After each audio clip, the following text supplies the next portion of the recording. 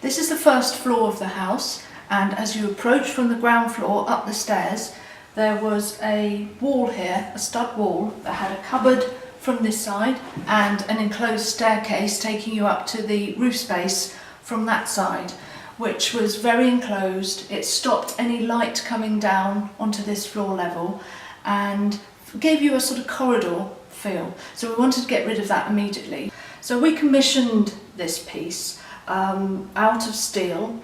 It's actually quite a textural steel, so it's not just a flat surface. It gives some contrast and detail within the finish, as well as the treads. Now, they were from a reclaimed basketball court that we used for the main flooring on this level.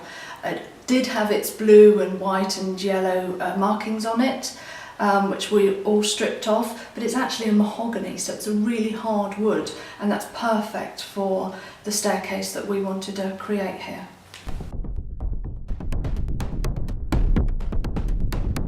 This room already existed as a converted roof space, but it was never finished. It had a chipboard floor and just a hole for the access point here. There was no plumbing. There was patchwork of plasterboard on the wall, very badly done. And there was a roof light, but it was constructed out of pine and low-grade glass, which was deteriorating and leaking, so that needed replacing.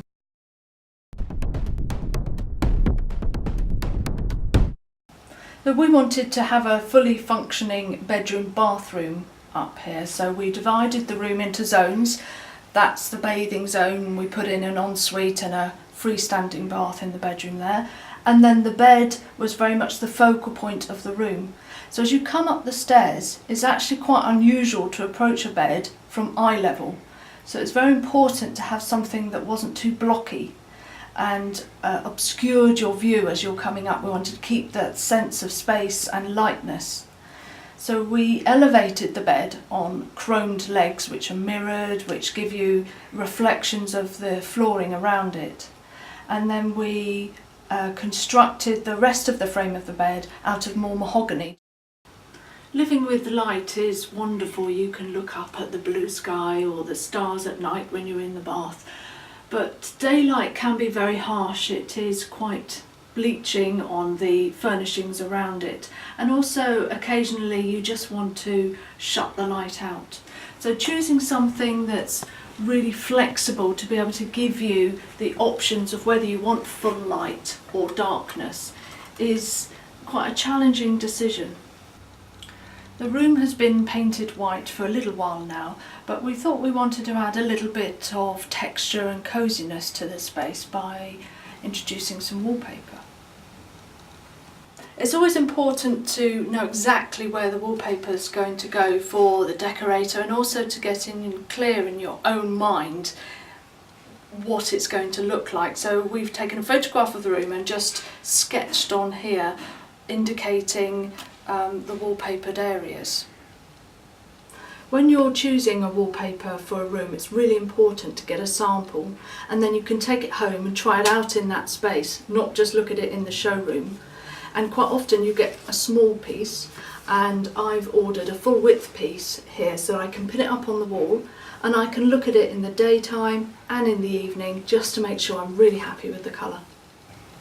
The eave areas in attic rooms are often used for storage, which is very important, and we've built that into opposite ends of the room. And that means that we can use the entire eave wall for an internal window, and we've done that again on the floor below. So as you come through the front door, you can look up through both floor levels at the roof light above, so you can see the entire length of the house from the ground floor.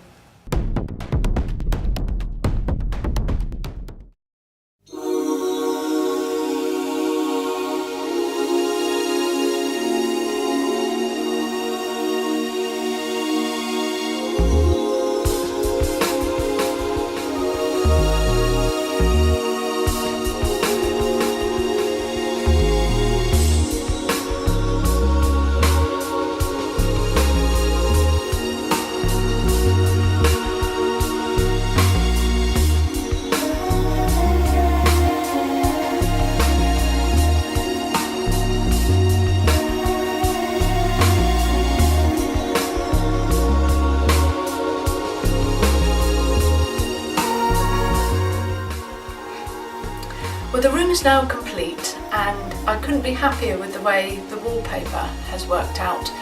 It's quite a loose, sketchy design of the feathers.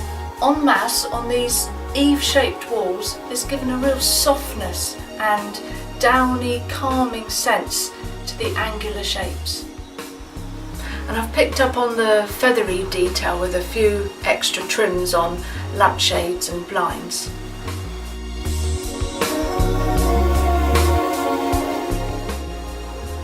And another feathery detail is my ostrich feather duster that, although it's decorative and it picks up my colour palette, it's also very practical for cleaning the shutters.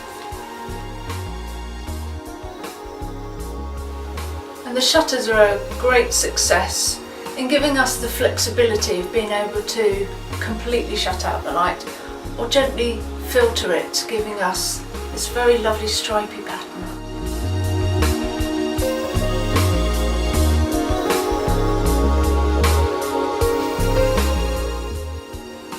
And we can change the mood of the room by adjusting the louver angle, allowing different patterns of light to filter through. We've got some very interesting abstract shapes coming in on various details. Architecturally, the room was very interesting before, but it was very white and quite clinical, so the wallpaper has given it a very personal touch and a warmth and texture which I just love.